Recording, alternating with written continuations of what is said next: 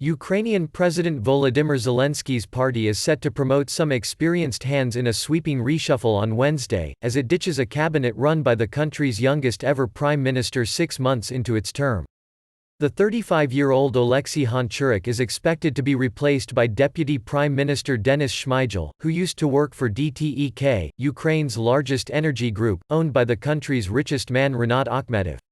Finance Minister Oksana Markarova could be axed for Ihor Umansky, who was acting finance minister a decade ago under Prime Minister Yulia Tymoshenko. Health Minister Zoryana Skalitska, who grabbed headlines last month by joining coronavirus evacuees from China in quarantine in an act of solidarity, could be swapped for a former health minister under President Viktor Yanukovych.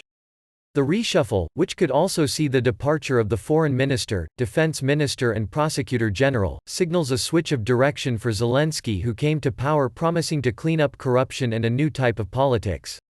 It also throws into focus Ukraine's commitment to reforms at a time when it is trying to finalize a new loan program from the International Monetary Fund that is seen as crucial to economic stability and investor confidence. Halib Vyshlinsky, executive director at the Center for Economic Strategy think tank, suggested the reshuffle would delay talks with the IMF. Vyshlinsky also pointed to comments made by Umansky last year about the need to change the leadership of the central bank because it was not lowering interest rates fast enough, saying such remarks were likely to play badly with the IMF. An actor with no political experience who played a fictional president in a comedy series, Zelensky swept to power in a landslide presidential election win last year, pitching himself as an everyman outsider who would bring new faces into politics. But his administration's popularity has sagged after patchy progress on a commitment to end the war against Russian-backed separatists in the eastern Donbass region and to fight high-level graft. Lawmakers from Zelensky's party told Reuters that cooperation with the IMF would continue. There was a requirement for new politicians not only to be new, but also to be professionals, lawmaker Irina Vereshchuk said.